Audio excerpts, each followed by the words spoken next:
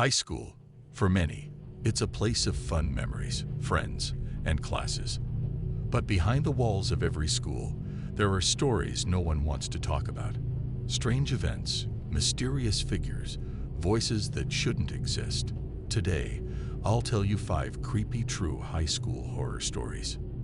Every school has its own secrets. In mine, it was the old library.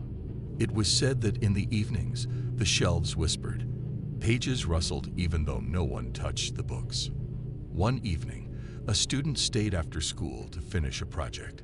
He passed by the library and heard the sound of pages turning. The lights were off, but the door was slightly open. He looked inside. All the chairs were in their places. The shelves were silent. But the further he walked in, the louder the whispering became. Suddenly, the door behind him slammed shut. He rushed to open it, but it was locked tight. And in the silence, he heard it. A voice whispering right next to his ear. "Next is you." The next morning, the library was empty. No one found out what happened to him that night. There's an old story about a girl who died during PE class decades ago. She supposedly haunts the school gym.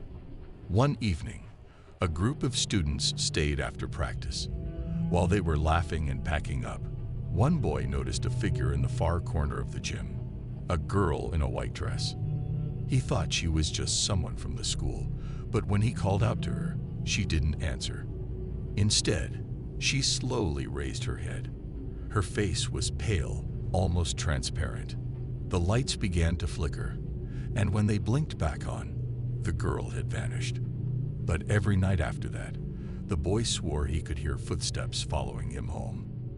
Not every school keeps landline phones anymore, but ours still had them in the teacher's lounge. One night, a janitor was cleaning when suddenly, the old dusty phone started ringing. He picked it up and heard a student's voice. The boy asked, "Is Mr. Harris there?" Confused, the janitor replied, "Mr. Harris hasn't taught here in 20 years." The line went silent. Then came faint laughter. When the janitor checked the phone screen, it showed, "Call from 1985." In every school, there's a classroom no one wants to enter. Ours was room 13. Teachers avoided scheduling classes there, but sometimes students were sent to clean it. One boy was dared by his friends to spend 5 minutes inside. He walked in, turned on the light, and saw rows of old desks, untouched for years. On the chalkboard, written in faded chalk, "You can't leave." At first, he thought it was a prank, but when he tried to go back, the door wouldn't open. His friends outside said they couldn't even hear him yelling. Minutes later, when they finally managed to pull the door open, the boy ran out, pale and shaking. He never spoke about what he saw in that classroom. But the very next day, room 13 was sealed shut for good. The locker room always gave students an uneasy feeling. Late at night, after practice, some athletes swore they heard whispers.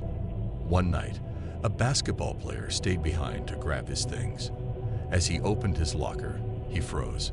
Inside, he heard someone whispering his name.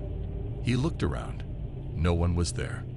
But when he turned back, his locker door slammed shut on its own. And from all around, the voices began chanting, "We're still here. We're still here." The boy ran, leaving everything behind. He never returned to practice at night again. High schools are places full of laughter, memories, and friendships. But behind the walls and locked doors, there are stories better left untold.